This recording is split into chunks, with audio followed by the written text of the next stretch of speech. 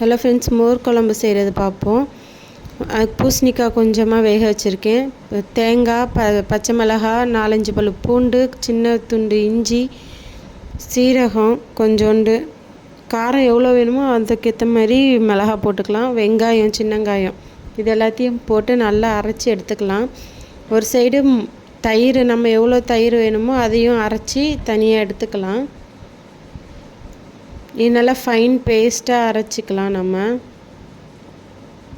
ஒரு கடாயில் எண்ணெய் காஞ்சதும் கடுகு போட்டு பொரிஞ்சு வந்ததுக்கப்புறம் மிளகாய், கருவேப்பிலை, வெட்டி வச்ச வெங்காயம் இதெல்லாம் நல்லா ப்ரௌனாக வர வரைக்கும் வதக்கி எடுத்துக்கலாம். நல்லா ப்ரௌனாக வந்ததுக்கப்புறம் அரைச்சி வச்ச தேங்காய் பேஸ்ட்டை ஆட் பண்ணிக்கலாம். நம்ம ஸ்லோவில் வச்சுக்கணும். நல்லா சிம்மில் வச்சு தான் ஊற்றணும். லைட்டாக மஞ்சத்தூள் ஆட் பண்ணிக்கலாம். அரைச்சி வச்ச தயிரையும் கூடவே ஆட் பண்ணிக்கலாம்.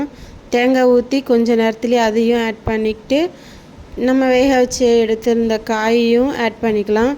மூணும் நல்லா அதுலேயே லைட்டாக சிம்லையே லைட்டாக சூடானா போதும், ரெடி ஆயிரும் ஃப்ரெண்ட்ஸ். தேங்க்யூ.